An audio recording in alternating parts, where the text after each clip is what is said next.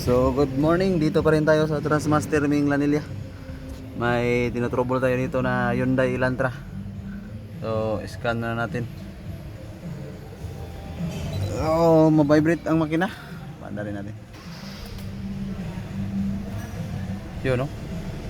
Observe nyo yung idle niya, oh. Taas baba. Tapos namatay naman yung check engine dito. Try natin patayin ulit.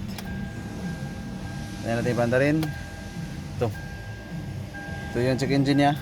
Panda rin natin. Yun, namatay naman. Pero yung idling niya, taas baba. Try natin aircon. On aircon. Yun.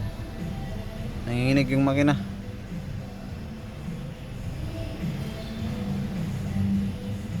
So scan natin.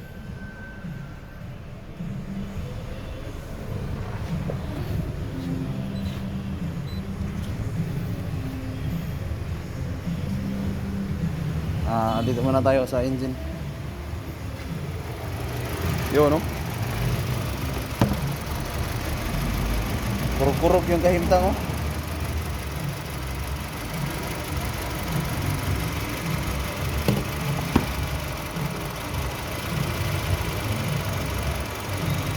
Yun, no?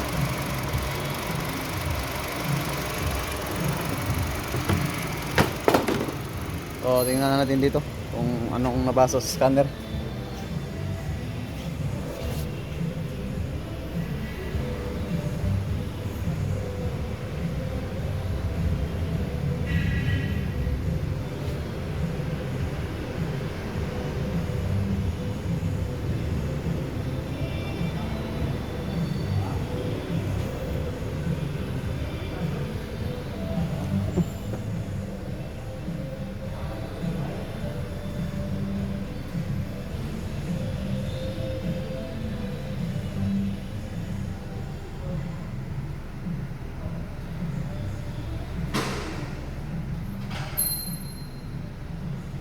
So parang walang DTC, ah.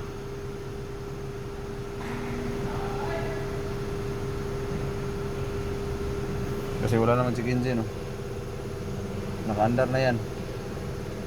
Yung idle, oh, tumining bigla. Off natin aircon.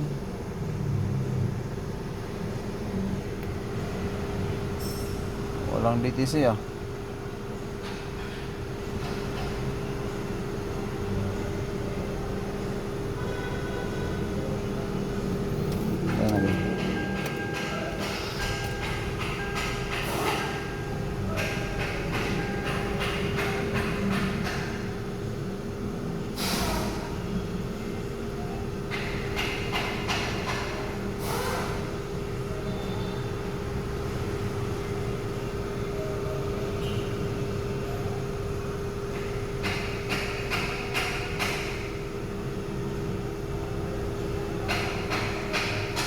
So walang DTC.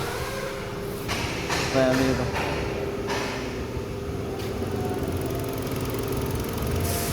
So isa sa napansin ko dito, yung isang coil bago, parang walang brand. So yung iba, ito dalawa, oh. Dalawa yung bago. At saka may langis-langis dito.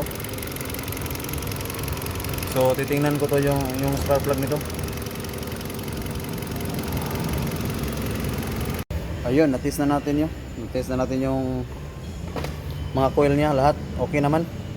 So ang nakita natin na posibleng nagdulot ng palyado dito is itong mga spark plug niya. Tingnan nyo, basang-basa ng oil. So dito, dahil sa yung spark plug seal niya is wala nang brittle na. So isa-suggest ko to sa may-ari na papalitan tong valve cover niya at saka itong spark plug seal. So yun lang. So ito, spark plug basang-basa. So isa din yan sa mga cause ng mabibrate na makina. So ito na update ng ating Hyundai Elantra. So yung idling niya okay na. Yun. Steady na ang kanyang idling. napalitan na natin to ng valve cover gasket at saka valve cover seal. So hindi na magalaw yung makina. Yun, no? Wala nang vibrate, oh.